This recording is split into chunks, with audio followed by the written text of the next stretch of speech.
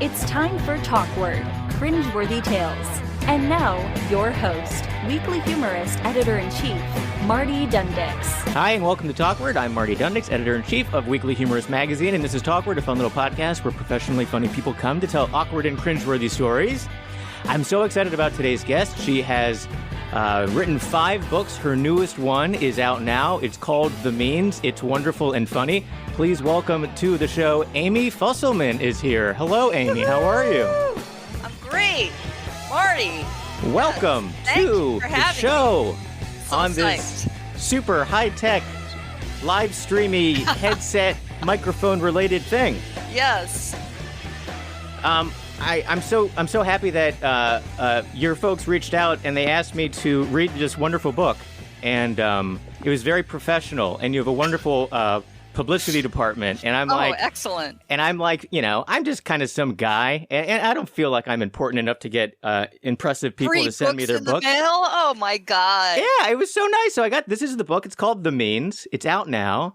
It's by Amy Fusselman, and it's her first novel. Woo-hoo. You've written 4 other books that were not novels, so we'll talk about that. But this is the book, and I read this and I listened to it because I was driving over Thanksgiving, and I started the book, and I was like, okay, I got to drive back to New York, and I have some time in the car, and I need to get this book read by Thursday. So I was like, what are the options for audiobook? Which I never really do audiobooks. Yeah. And the audiobook was up.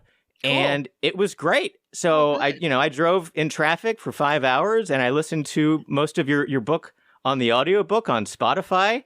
Nice. And it was just like taking care of me. That whole trip, I was driving back from Thanksgiving and the family, and there's always stress of the holidays. And I just kind of got lost in your book. Cool. It's a wonderful story. Thank you. I really loved it. And I found myself identifying with so many of the different characters at different times of the book. Mm-hmm. Like little things about them. I was like, oh, that's, I totally do that. Oh, I totally understand that. That's so me, or that's so me. Like so many people. Shelley, this is books about Shelley Means, who is a mother of 2, married to her college sweetheart, George. And they live in New York City, in the area of New York, which you describe perfectly as like not fancy Chelsea. Yeah. It is the Chelsea of the Graciti's grocery store with the old UCB theater in the basement.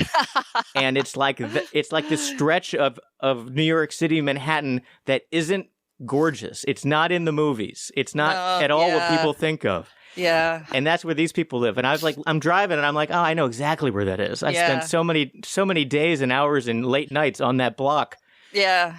There's a lot of like second floor stuff happening on the second floor on those blocks. A lot of massages. A lot of some seedy bars. Yeah. The C train, I think, is right there. Oh, yeah. So that's definitely, I've wandered down that dark tunnel. And this story is about a woman who she's great. She has a vision board, and she really has some goals. She's got goals, yeah. So tell me about The Means in your words, because I can go on and on about this book, but I'll let you do it in a concise way. I'm glad you liked it. I'm also interested in the fact that you don't actually, as a radio person, like we're sitting here with headsets, but you don't usually listen to books on audiobook. And I'm wondering why that is, because you would think that you would be partial to that. This kind of forced my hand a bit, so I really liked it. It's more like, it's like watching. I love watching TV, Amy, of course, and this is like watching TV. It's like listening to an old radio play, and it's the theater of the mind. Right. So that theater. Yeah. It's, all the different, and then in the audiobook, I don't know if you've listened to it, but the woman that did the narration is an actress, and I kind of looked up to see, I think it was Rebecca Lowell. Yeah. She's like, I love her voice. Yeah. And she does a distinct different character for every single voice. Mm-hmm. Like when she's doing like George, when she's doing the friend who's the lawyer, when she's doing all the different people, she changes her voice just enough, but not over the top. Like she's not doing cartoon voices. But she just enough that it's a different character. So it really was like watching a TV show, but I'm listening to it and I'm doing work. No, I just ask you because I also, am audiobook averse, and I know like so many people, like it's their preferred, they only do audiobooks. And I'm like, what is that? Because I like sound, I like music, I love performance. Like, why do I not want to listen to books? I don't really get it. I haven't really cracked it yet. But yeah. Especially with the problem of the social media and the ADD distraction phone attention span problem, which has really hurt reading. So when I need to read a book, I need no distraction. I need to like put myself in a cone, and I have a special chair in my house. I lived in New York for 20 years, so this book really spoke to me just as people that live in New York, and I live in Park Slope in Brooklyn. So you're in New York, Marty. You are in New York as a Park Sloper. I'm a New Yorker. Yes. Though if you talk to these, oh my God, Amy, if you talk to some of these people who live in Manhattan, who've lived here for like 6 months, and you mention Brooklyn, and they're like, oh, I'm sorry, I live in New York City. Exactly. And you're like, yeah, okay. Exactly. That's fine. Yeah. But I have to sit in a little chair, and the chair is not facing anything that is distracting, and it's like a little leather chair next to a bookcase, and I just have a little place for my coffee, and I just sit and I can read in this one chair, and I have to focus. Yeah. And I have to read for like 2 hours straight. Yeah. And if I can't get that kind of stretch of time, it's like it's too much putting the book up and down. Oh my God, who has 2 hours straight? Holy crap. I don't, which is why I haven't been able to read as much as I want. Well, I'm so impressed that you were able to somehow like consume the content of my book. I'm like, that's amazing. I was trying. I was just like, osmosis? Am I just going to like sleep on the book? Yeah, totally. I made that surrender. We're talking about forms now, but I think this is important. Is like, I finally decided like, I'm just going to give up and I only read on my phone. Like if the book is not available on so little iBooks, if I really want it, like I'll buy it, like in paper. I love the paper books though, because I like to abuse them, and I throw them and I toss them and I put them in a bag and I fold the pages down and but then they pile up, right? So I'm one of these like I'm like a George, like I'm a hoarder. So for those of you listening, George is in the book. You'll know that when you read it. So I have all these stacks of books, and then I can never get rid of anything, and then I have to purge, and I have to take everything to the secondhand store. Yeah, it's a cycle. But then also like George, he is a stooper, as we call them. Yeah, that's a slope term. Yeah. Stooping NYC is an Instagram account that exploded kind of before COVID, but then much more after. And it basically, if you live in New York City, people put out amazingly nice things on the sidewalk. People are too lazy to take their incredibly nice, expensive pieces of whatever, and they are too busy to drag them to the secondhand store or to call for a pickup or to sell it on Craigslist. They are just like, I want to be done with this thing. I'm going to drag it out of my front door, and that's where it stops with me. And it can be like a Victorian whatever bookcase, or it could be a Chippendale chair, or it could be a beautiful antique of some sort, or it could be like a beanbag chair. And people just will go, and if you're like me, you walk around and you're like, oh, I could use that, and I just pick it up and I take it with me. And I have picked up maybe like 80% of my apartment. Oh, yeah. Is stuff that I have found, slowly curating this weird collection of things that all kind of match. They're all kind of like some things I got that were family heirlooms, antique things, and then I find things to match those heirlooms. So everything kind of has this fancy antique look. I think I'm going for a design aesthetic that is what I thought fancy was based on watching old episodes of Murder, She Wrote when I was growing up. Like if someone was rich in Murder, She Wrote and they lived in everything was like a chandelier, or it was like this weird sculpture, or like everything was like something like that. So everything I've collected is like, ooh, this would look great if I was like an old person, But then I went to a funeral recently, and I was in like a funeral home, and I'm like, I think my aesthetic might be funeral home. Right. I totally get it. I know all the stuff that's, coming out now, like, the waves of, stuff that like we grew up with is now like, appearing on the sidewalk. Yeah. It's hard. It's great though. It's great to go. So you live in New York City. I do. I live in the garment district, which is not 20s.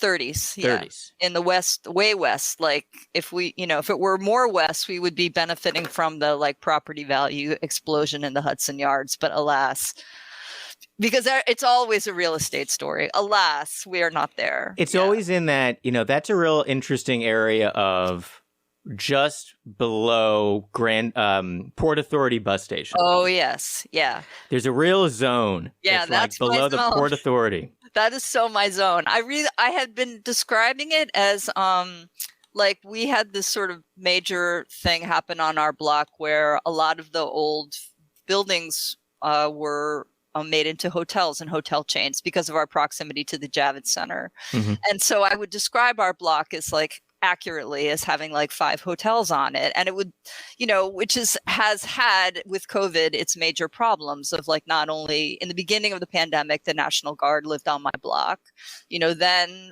the unhoused, people were put into the hotels. I mean, it's been like a rotating cast, but I decided that instead of describing my block via the hotels, I'm going to start focusing on the fact that there are 2, not 1, but 2 small, weird, independent theaters on my block, like, which is a miracle. Excellent.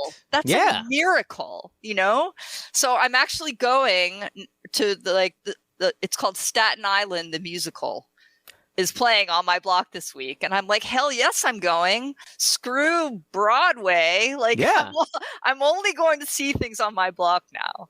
Yeah. Off Broadway. So off. Yeah. So off. It's practically, it would practically fall off into the water. Exactly. If it could be any less off Broadway. That's fun though. Independent small theaters. You see the coolest little weird things in small off Broadway places, and you can be so close to the stage. Like I went to see, like Mike Birbiglia first did his Sleepwalk with me down in like the Village at this theater in like maybe like 08 or 09 or something like that. And I got 2 tickets to that, not really knowing what it was. And I was like, it was like, he was like right there. Like he was like the tiniest in the round theater. And I'm like, what is this show? Yeah. I'm like, I remember, I've seen Mike do stand up. Like he's funny on the show, and it became like this phenomenon. And you're like, what?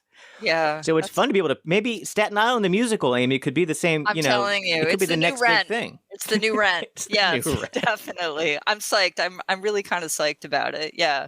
Like, are they going to bring in Wu-Tang? And if so, how much? That's really what I want to know. Is there going to be a ferry, like a Staten Island ferry situation? Yeah. Is there a star-crossed lover who's down in Fidei? Exactly. And Yeah, I'm hopeful. 2 warring families. Yeah. There's a lot of possibility there with Staten Island, the musical. Yeah. Yeah, it is, I'm psyched. Yeah. So this is your first novel. You wrote 4 other books that were not novels. They were, I think there was an essay book. An essay book. There was a book about motherhood.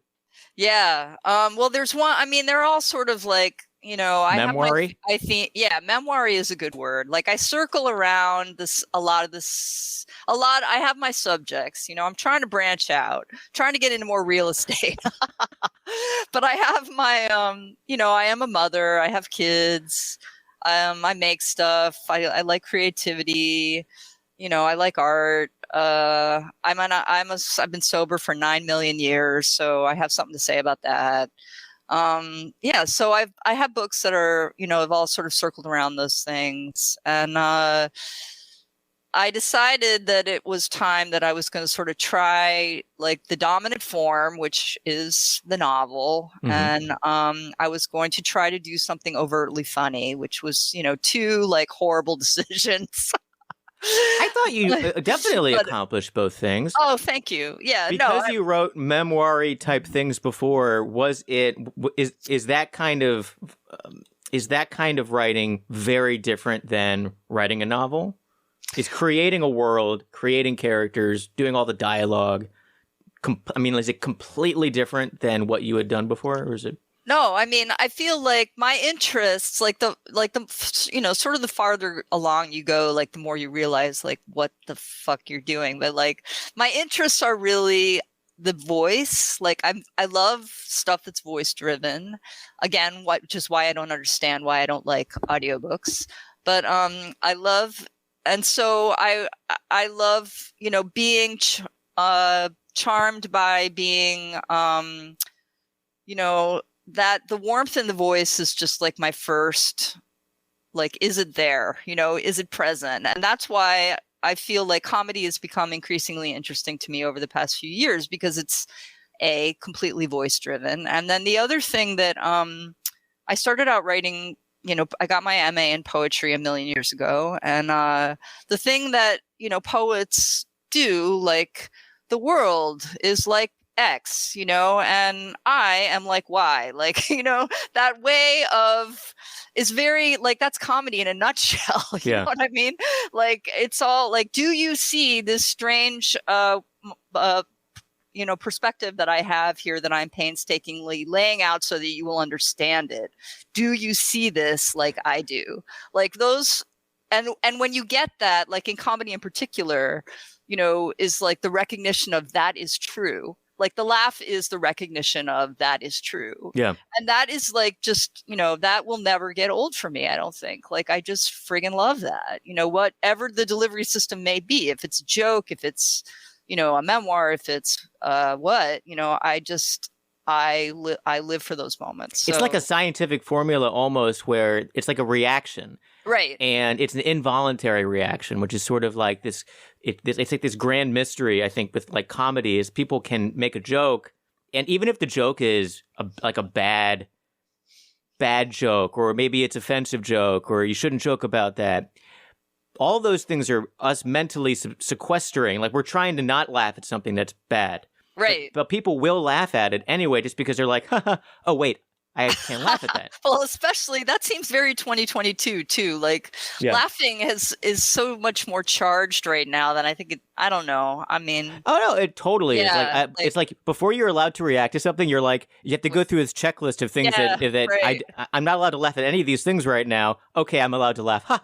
Yeah. And then it's like 10 minutes later, you've laughed at a joke that happened a long time ago, and everyone's like, why is this idiot laughing over here? I know. That was 10 minutes ago. Oh my God, it's it's attractive. I don't know. I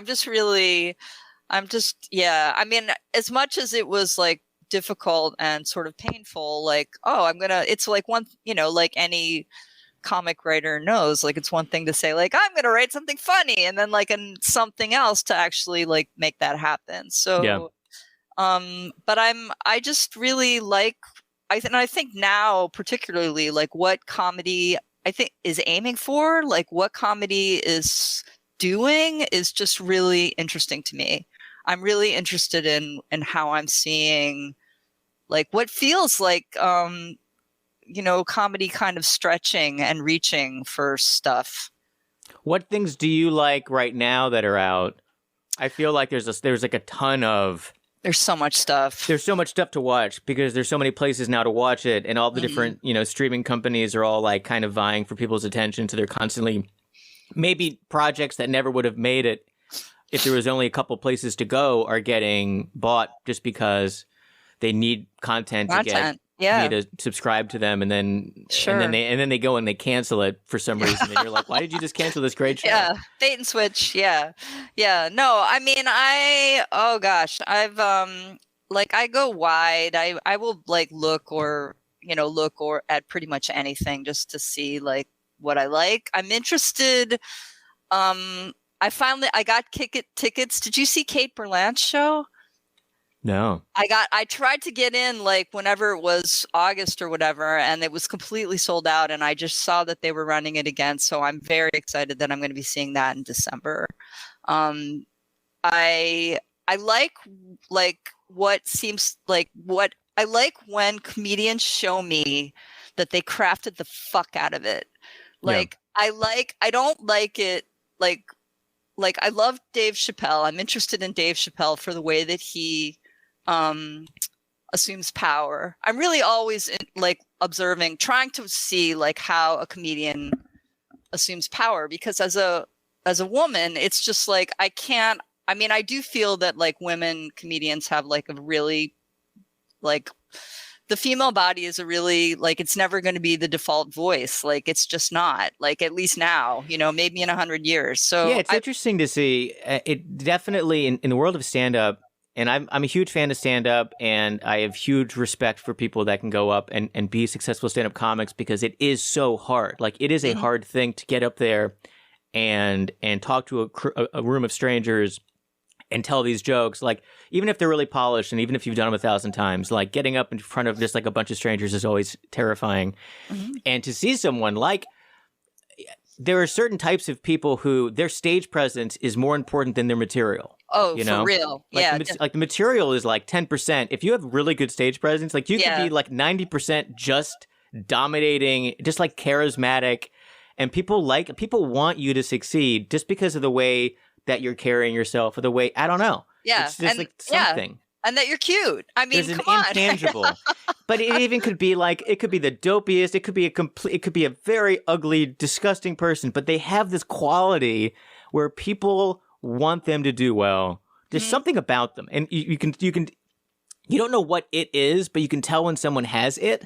Truly, yeah. And you're just like, that person can, like, anything they say, I'm going to laugh at. It doesn't matter. Like, at this point, they've got me. And once they've got you, they just have to just, like, not fall off the stage. You know, like, yeah. That's it. That's a magic, for real. I mean, that is a magic, and I admire that. And that's part of, you know, I mean, writing is, you know, I love seeing live performance, and I'm grateful that I live in New York on a block with 2 theaters so that I can, you know, see a lot of it. And I do. And I feel in some way that like live performance is probably the most important medium I consume, like in that I'm watching for things that I'm interested in my writing, which is like, how do you know, what is the voice? Like, what's the source of the warmth? Like, how do you assume authority? Like, all those things. I forget.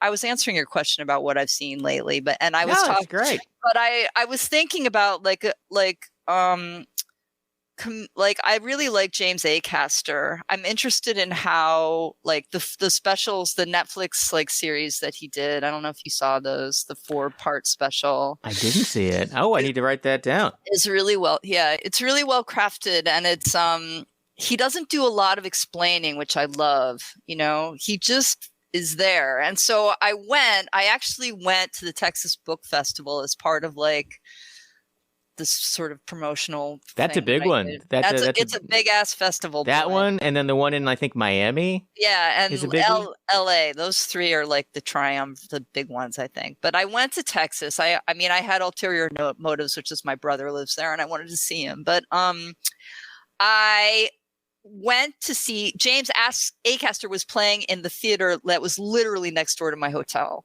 So I got this ticket and I went to see him, and I was really surprised that his performance style was so loose compared to what I had seen on Netflix. Like, he was really, there was so much like kind of like crowd work, which can go south, as we, you know, as anyone who's spent any time watching comedy can, you know, attest. But like a lot of it was just material that from like one of his books that I read, and I was like, wow, that's interesting. I wonder, you know, like what's happening here. So it definitely, I just like, and the thing with, you know, Bo Burnham, of course, like really his special is intriguing to me just because the level of craft is insane. It's like, not, is it stand up? No. What the hell is it? You know, like I really like those like in between spaces. And I think that a lot of great work gets done there. I feel like a lot of people have been expanding on, I mean, there's the world of the 80s and 90s of stand-up was like very much like, this is what stand-up comedy is. It's this. Right. Yeah. And then people kind of started expanding on that, maybe with like the different mediums and the way that people can make things on their own. They could start filming their own stuff that was pretty high production quality with like a phone. So they didn't have to do exactly the same thing, but they could still make comedy that people could consume, but they're just, instead of sitting in front of them, they were doing it in a different way.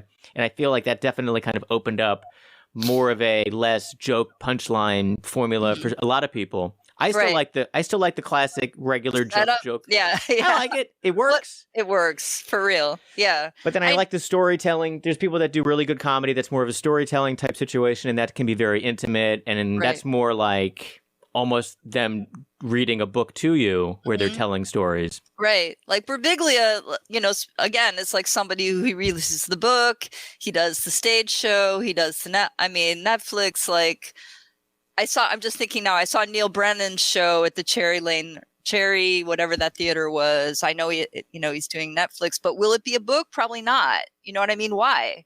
Yeah. I don't know. It could be a book. Like everything could be a book these days. Like, I started a little imprint called Humorist Books through my little company. Yes. And just, I love that. I love that you're doing that. And it just kind of happened. Like I started my company. I was at National Lampoon for like 13 years. And then that company got sold and I didn't really know what to do with myself. I was like, I've been doing this my entire life. I don't really know where to go. There's not many comedy media companies out there. Look at you filling the vacuum. And it was just because I had no options, Amy. I had nowhere to go. Like nobody would hire me. The best stuff happens that way. I interviewed. They were just like, no. Aww.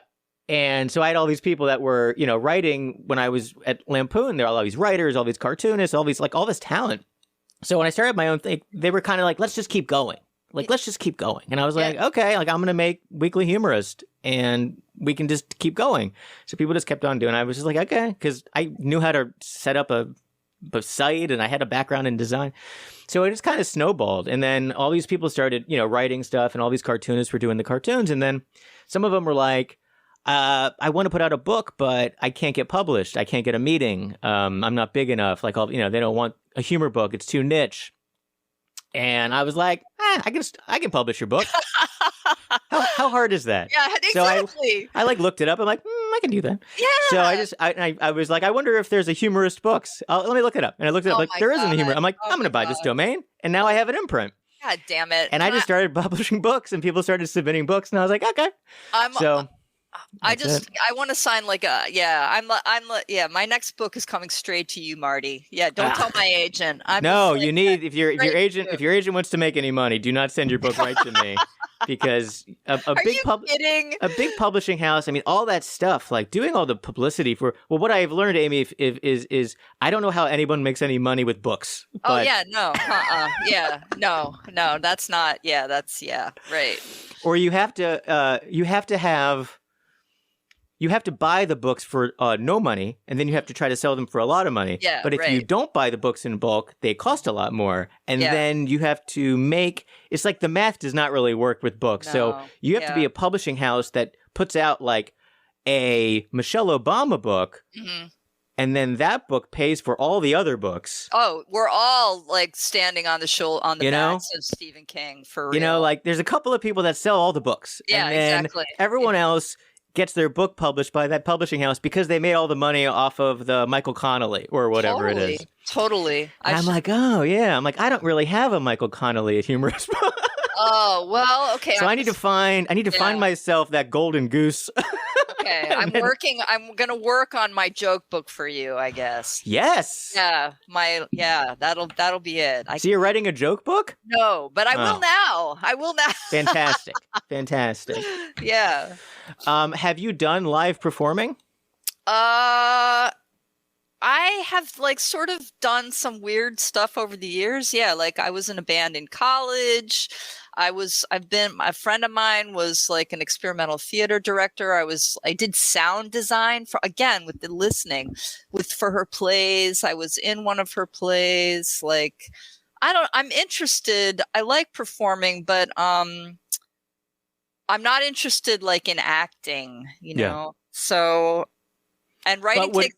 Would any of the books that you've done that were not the novel, would those lend themselves to a performance where you could orate parts of the book in front of a crowd of adoring fans? Oh, there you go. Yeah. Well, I did record the audiobook for Idiophone, my last book, which is like a really batshit crazy essay. And I like recorded it on my phone. And so that was, rewarding, but I don't know. I mean, I did stand up. I took stand-up classes as part of like sort of trying to prepare myself for writing something funny for the means, and that was interesting. So the process to write this book was you took stand-up comedy classes. Yeah, when I made the decision, like, okay, I want to write something which is like, to my mind, overtly as funny as I can make it. like, I was like, well, what the fuck is funny? I have no idea, So, do I know any more? Not really, but like, I learned a lot, I'm still trying to figure it out. I think this book is very funny, and I love the way that you wove the characters in the story, and it's funny because, and well, how much of Shelley Means is you? Like, how much are you writing from you? Well, I mean, it's funny. Like when you write nonfiction, people are always like, "You made that up," and when you write a novel, everyone's like, "That's true." So, I mean, this is one of those questions. But do I own a shipping container beach house in the Hamptons? Yes, I do. Yeah, I do. Do you really? I do. That was not at all what I was like. Yeah. Did this happen to you with the dog walking into? Yeah, but the shipping container. So for people listening, the book is about a woman who's she's trying to kind of visualize her beach house in the Hamptons, and she starts with just a plot of land which she has bought with the husband with some money from a lake house incident, the lake house that they sold that was overrun with a raccoon. And then they only buy the land. So they have the land, and then this whole book is about Shelley kind of willing a beach house onto this piece of property by any means necessary. Malcolm, yeah. And she ends up doing a shipping container house. Yeah. Which I ended up Googling, obviously, because I'm like, what does this look like? And I was like, this is amazing. Yeah. Like, I mean, I'm kind of, I like architecture and design. And so, anyway, I took my knowledge of how those things happen, how those houses get built, because I had been through it. And, that was I don't want to say the genesis, because I wouldn't call it the genesis, but like, I definitely took that knowledge of place and process and plugged it in here.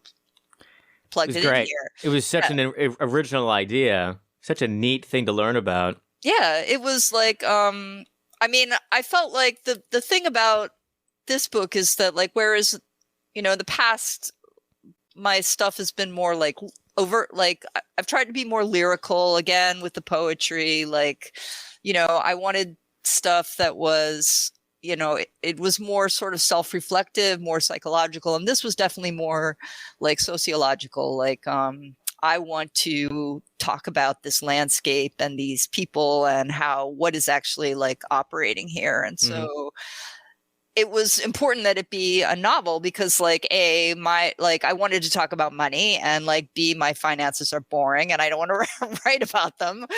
And so, a lot of it is knowledge, but am I Shelley Means? No. Are any of these my neighbors? No. Like, am I getting, do my neighbors in the Hamptons like this book? Yes. Like, do you know what I mean? Like, I don't know what,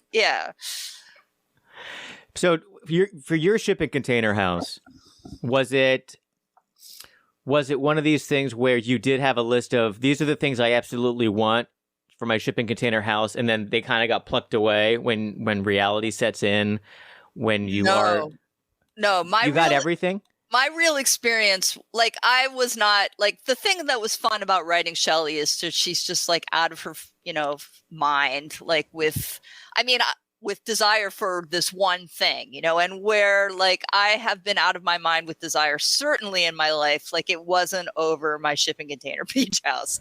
So our, like, process of building the beach house, my partner Frank and I, it was like super duper boring. And in fact, like, one of the, like, we were like, yeah, okay, here it is.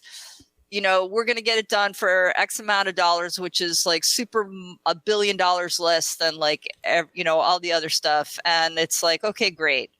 And that was basically, and then we saw it when it was on, like, there, like, we have 3 kids. Like, it was just like, we were really busy. Do you want to go out and look at a box in the winter? I don't, what? I don't know. We just ignored it. And the best reading I ever had was when I did a reading at the the Sag Harbor Library, and my contractor showed up. And he, like, friggin' went off. And he just completely, like, told all the backstory of my house, like, stuff I had never heard, like, and complained about my neighbors and the whole, like, it was amazing. That's like, so, I don't That's know great. I don't even know what question I'm answering. So for a shipping container house, it's there's multiple. I mean, there's when I Googled it and from the story in the book, like you have a plot of land. How many shipping containers can you fit exactly to make a house? So that is that's the math. So how many shipping containers did you fit in your actual house? Well, my home has 5 shipping containers. Nice. But I have 3 kids. You can't And are they stacked? How do they stack them when you have 5? Well, there's 4. Like Shelly has 4 shipping containers. So the shipping containers are like there's 2 over 2. So you get like a big rectangle. Yeah. And then in my house, there's like a little bridge, like a little walkway. And then there's one where we shoved 2 kids and like this teeny tiny bathroom. Nice.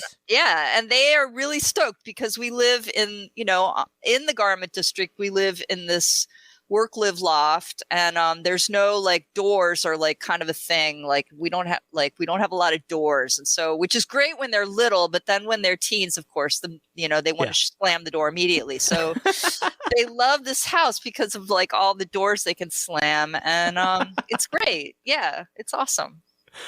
And did you get a pool? I did get a pool in my real house. Yes, because Is it heated? Well, yes, it is. And let me tell you, because that is what I said to the architect. I'm like, I want it to be a pool with a house attached, not a house with a pool. Like the pool is the most important thing. The pool is the most important thing. It's funny because when you're reading the book and you're hearing her, what she wants, and then the people are kind of talking her out of things. And I'm like, no, you got to keep the pool, Shelly. Oh, yeah. No, Shelly, the pool's the most important part. Yeah. And then even when George really wanted the basement, I was like, it's going to get flooded.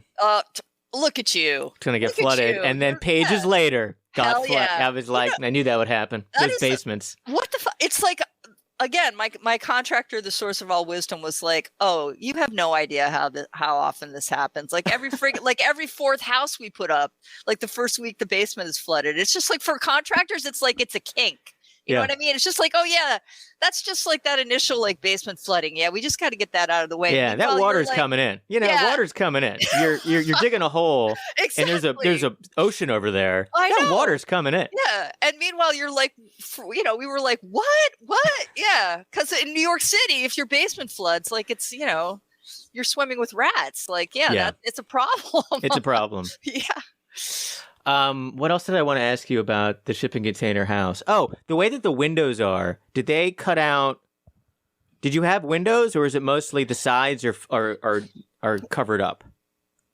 Well, the fact is, as was explained to me, is that you can't cut holes on the sides of you can't cut too many holes in a container because it will collapse. It hurts the integrity of the metal. Yeah, it will collapse, and you don't want your basement may flood, but you don't want the roof to cave in. So so the placement of the windows is super important, and you can't. Yeah, you have to just put them strategically on the ends. Yeah, and so that's where they are. Yeah. Nice. Yeah, I'm telling you, you got to come out, Marty. Hey, I'm out. You just invited me. Everybody, this is on the record. This is on the record. I'm coming out to the pool. Beach. Yeah. I'm going to have a big floaty. It'll look like an inflated donut, and I'm going to just be on the beach. The unicorn floaty. Yeah. That's exciting. Was there a real homeowners kind of association when you had to put your ship? Are there other shipping container houses near you in the Hamptons, or were you kind of the trailblazer for that? Well, we got connected with this architect because he had done it, like that was one of his specialties, I should say. So he had done a couple projects in the Hamptons, but there's not a ton. But I can tell you that the Hamptons, I don't know if you spent any time out there or whatever, but it has like a really amazing history of being a place where architects were experimenting, in the 60s, 70s. Like it was really a place where a lot of wacky houses went up. Like architects were making experimental, inexpensive homes. You could there was a time you could go to Macy's and buy your vacation home like furnished. It was bananas. Crazy. Yeah. Yeah, I saw like an old like 1800s ad for Sears. It was like a Sears and Roebuck catalog. Yes. And you could buy like, it was like a 7-bedroom home for, it was like $4,000 Oh my God. installed. And you're just like, what? And it's like this gorgeous home. And they would just like bring all the pieces. Yeah. Those Craftsman homes are still out there. Yeah. Yeah. It's amazing. And, but, the shipping containers are a great way to do it because there's just so many of them. And it's like, what are you going to do with them? And what they can make out of them is so cool. Like, I was, I Googled this immediately and I found some website that was like the most beautiful shipping container homes across the world. And there are so many different ones all over the world. There's like spas, fancy spas, and a couple of things that were like beach homes that looked really nice. Yeah, I know of somebody who used their container as their pool.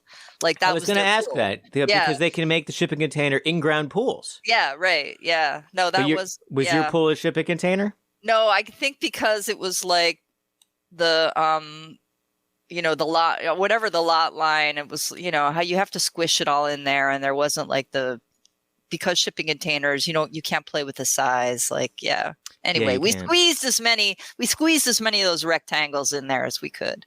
But you started out, I guess, and the cool thing about, I guess you bought your land with nothing on it in the Hamptons. And was that on purpose? Were you like, I want to build a house? Or you just happened to find a piece of land? You're like, I'll just buy it. I'll just build a house. So, I feel like this is like I'm like Barbara Cartland. Well, no, I have my Frank, my husband, has been friends with these people from Ohio for a bazillion years, like since childhood. And this friend of his has had she's just super generous. And so she kept like getting homes in the Hamptons and like trading up. And like whenever she would get one, she would just be like, yeah, why don't you go out there for a weekend? And they were always sort of in the same, you have those friends that, I mean, thank God, everybody, it's benefits when you have a generous friend. And so we kept going out to this one area and, it's amazing out there. And so, so finally, something came up for sale, like down the street from where this friend was. And we decided to just sort of jump. And what's nice, I mean, land is very abstract. I mean, you feel like an idiot. Like, why did we do that? Like, what the fuck? I think the idea, like, we were just like, if we can't get anything done, we'll just sell it because we're idiots, like, I don't know. It's just one of those things. I thought it was, it was a great thing to wrap a story around. Like your experience with the Hamptons place and the land and the stuff, and you wrapped this whole story around it. And the story was so good in the way that you built it out. Like Shelley goes from kind of like not having any grasp on how to earn money. She doesn't want to work at a regular job. I guess she worked at a bookstore when they were younger in their marriage, but she's been raising kids and that's her full-time job. And she has a lot of non-paying full-time jobs. And she kind of goes through this change of understanding money and how to kind of work her way, like work the system in her favor. Like she learns how to do that during this book. And I thought that was just a really kind of fun kind of the character development that she kind of understands that she doesn't have to be afraid of, asking for money or afraid of asking for more. Like her childhood made her feel like she wasn't deserving, or you don't want to be like annoying. And then she understands like, I can have more. I can accomplish things. And I kind of felt like that was a great character development for Shelley. Yeah, it's like Oliver Twist, except set in the Hamptons with a middle-aged mom. Yeah. I'd like some more, please. Exactly.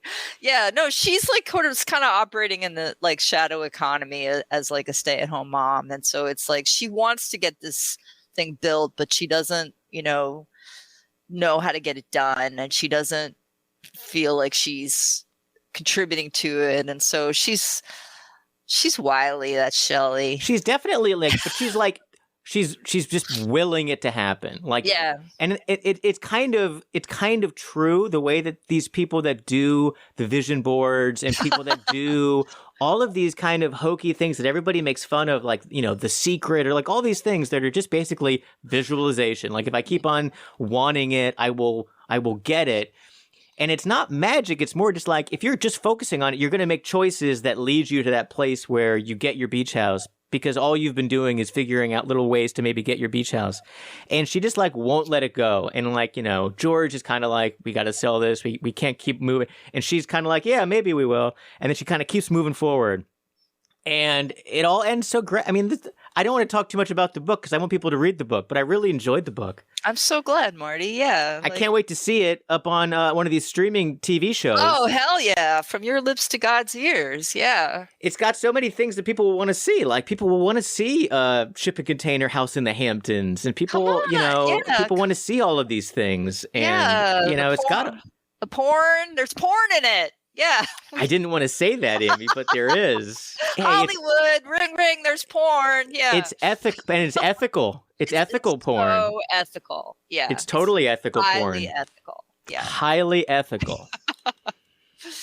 So people should all go out and they need to buy this book, The Means. I have I'm going to put the little picture up, but people are watching. There it is, right there. How cute it is. Yeah. Picture there. Oh yeah, let's talk about this too, because you know, being a book publisher, I understand that pretty much the main thing about a book is the cover. Oh, can you explain this to me then? Like, how does the cover sell books? I don't get it, Marty. Like, what's your experience? I don't know, but a book that's got a great cover, people will judge that book by the cover and they will buy it.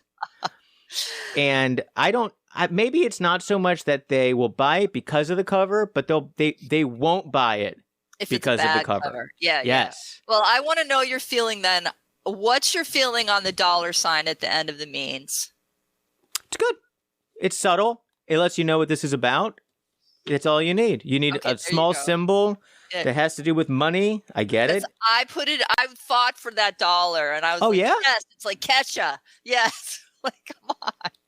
They were anti-$sign? There was some pushback. I don't want to say, they did a beautiful job in the art department. What can I say? But I was like, I just want it. I just want that $. It really is important. I think I'm trying to visualize it without the $sign, and I don't think the book means what it means without the $sign on the end. Yeah. I think that adds a ton. It's just a little...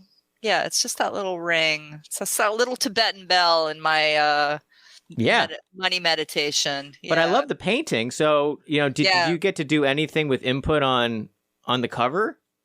Well, there, with those conversations, I don't know how it is for your authors, Marty.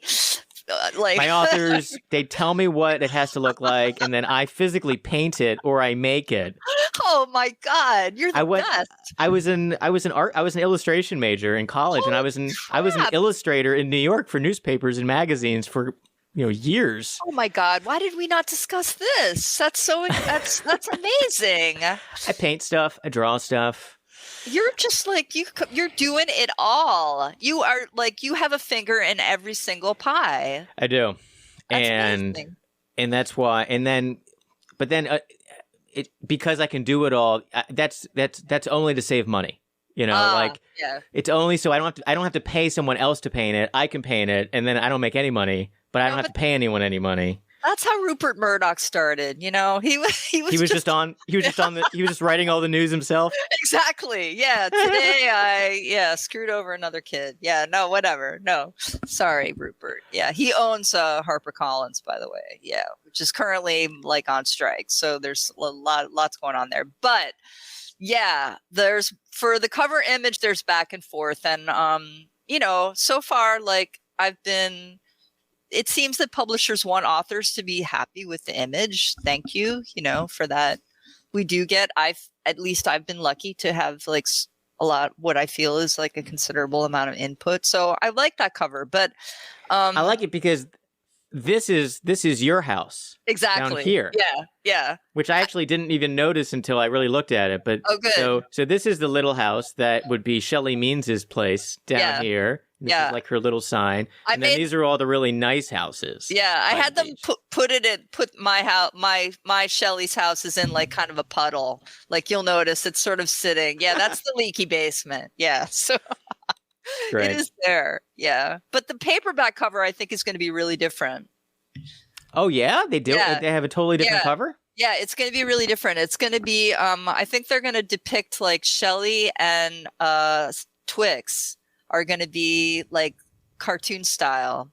Yeah. Interesting. Yeah. And I'm hoping that that'll mean that, Adult Swim will call me and want me to make it for Talking Dog. Talking Dog, man. People like talking dogs. Yeah. What's not to love? Yeah. Is there another novel cooking in your head? Of course, because, you can't, you just got it. It's the producing, Marty. I know you know this. You can't stop. Would you do a sequel of these characters or would you do something completely new? Oh, most stuff. I have I was waiting. I'm waiting for somebody to say that. Yeah, Shelley's moving to Queens. Yeah, Shelley and George have to move to Queens so she can have room for her home office. Can you believe that she just immediately was like, I got my beach house and now I need to get a home office in Manhattan. Just like, come on, Shelley. Yeah, I know. She's just like, next. Yeah, so she's got to go and find someplace. I think she's priced out of Ridgewood now, so I don't know where she's going to go. Yeah, Ridgewood got way too, I know. They blew up on the internet. And it's like, you don't want that. Yeah, and she's never getting to Park Slope, so, she's going to come over to your neighborhood for a date night maybe. Ooh. I don't think George would like that very much. Yeah. And the funny thing about George, her husband in the book, is a voiceover actor, and he does sandwich commercials and drug commercials, which I thought was really great. Does Frank do voiceover stuff? He has occasionally done voiceovers, which is how I know about that world. Yeah, he's a film and video editor, but he has done VOs. So anytime he does VOs, it's like winning the lotto for him. It's so amazing. Yeah.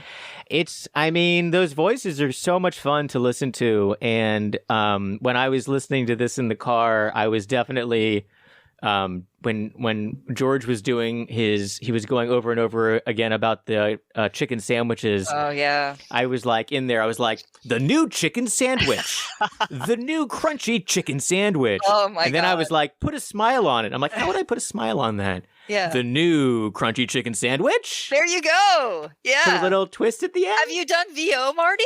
I've done a couple, just really, in the early aughts, Amy. I did a couple of VO things. You got a great voice. You got to get that back in the mix. How do I get into that? I know. I keep saying, I go, why don't you get an agent for that? He's like, no, that's not how it works. Yeah. I don't know. I don't know how that works. I don't know anything about that business. Yeah. But it does sound like, and it's funny because there's a part in the book where George is doing a drug commercial, and he gets tripped up on all of the side effects that people have to read, and that's so true.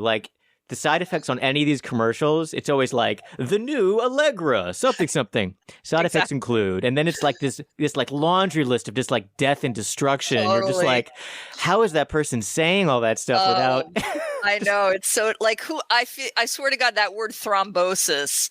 I didn't know that until I started hearing the legalese. Thrombosis is now it's sort of wedged in our brains. What it's the hell? Any of these drugs are going to kill you. Yeah, it just sounds so terrible. It's this could also give you a stroke, heart attack, dry mouth, and you're just oh my God. I think I'm just going to have a glass of water. I think just a nap. I'm just going to try a nap instead. Exactly. We'll heal all. And then real quick, when I asked you if you had any embarrassing stories, you said you were a competitive figure skater. Oh God, yeah, that's what we were going to talk about. Yeah, I forgot. Yeah. So when were you a competitive figure skater? We'll fit this in. In my childhood, yeah, I'm still The shame, so much shame. Like, why that sport? Why? But I mean, it's such a graceful talent. It's so hard to do. When people can do it well, people are just so amazed. Like, I'm amazed. I am someone who hugs the side of the wall when they're at the ice rink. I fall. I smash my knee. Like, I fall dramatically. Yeah, that's good though. That's comedy. It's so hard. Yeah. I've fallen at every major New York rink. In Central Park is the Woolman rink. I fell there hard. Yeah. I fell really hard at Bryant Park. There's a rink at Prospect Park now. Fell there. Yeah. That's a beauty. Did you fall at Chelsea Piers? I have not fallen at Chelsea Piers. Okay, you better come. That's on the list. Yeah, I'll have to fall there soon. This winter, Amy, I will fall at Chelsea Piers. Excellent. Yeah. No, it's just like, the culture of, I don't know. I like the culture of figure skating is like such a horror show. Like, truly. Like, that's why Tanya Harding is like our patron saint, because it's like, that's who skates. Like, fucking crazy nut jobs, like, So I still haven't really gotten over the whole thing, except, Have you skated as an adult much? I do. You know why? Because in the Garment District, which is like, sort of close, but not too close where we benefit from the insane price, but they did this crazy development called Manhattan West. Okay. Which is like, what does that name mean? Nothing, but it's sort of like a little insane kind of marble. They just like poured a shit ton of marble and like 2 50-story office buildings a few blocks from us. And in the winter, they plop an ice rink in the middle. And my family and I are like, just like beside ourselves. So like we just go over there all the time now because it's literally like a 6-block walk. Do people skate there? I don't think they know about it yet. That's the 5th rink you have to fall on. I'll fall there too. When you come over there, text me and I'll meet you there. Yeah. I'll fall there, but then no one will help me because no one will be there. You know what? They have those adorable little like penguins that you can push around. I can do that. Yeah, you can push I'll get those. I'll get 2 of those. Push around the penguins. It'll be awesome. I'll push around. Yeah. Oh, fun. Well, thank you so much, Amy Fusselman. I hope that you write your next book soon as a follow-up. Because I need to read it or listen to it on tape. Listen to it in the car, yeah. Everyone needs to go out and get this book, The Means. Thank you, which is Marty. a very nice book, and it'll be out on paperback when? Hopefully this summer, yeah. Okay. Yeah, but you want the hardcover now because you can, it makes a better projectile. Yeah, so I love it, and I love the way that I love these are fancy books when the pages are all like decollage. Yeah, I love it. Those are really nice when it's like that. Good paper. Yeah. This is a great gift for the holidays. Everyone should go out and buy this immediately. There you go. And people can follow you online at Amy Fusselman on Instagram or at amyfusselman.com. Yeah, there you go. But yeah. Well, thank you so much. Yeah, Marty, it's such a pleasure. I hope to see you on the rink, if not anywhere else. Yeah. I am. I'm going to see you in the Hamptons at your shipping container that's house. Right. Of course, you're coming over in the spring. I'm coming over in the spring, and then before then, in the winter, I will fall at the ice rink over in the Garment District. Excellent. Spectacular. All right. Well, thanks for being on Talkward. Thanks for listening, and I'll see you next time. Okay, everybody. Bye-bye.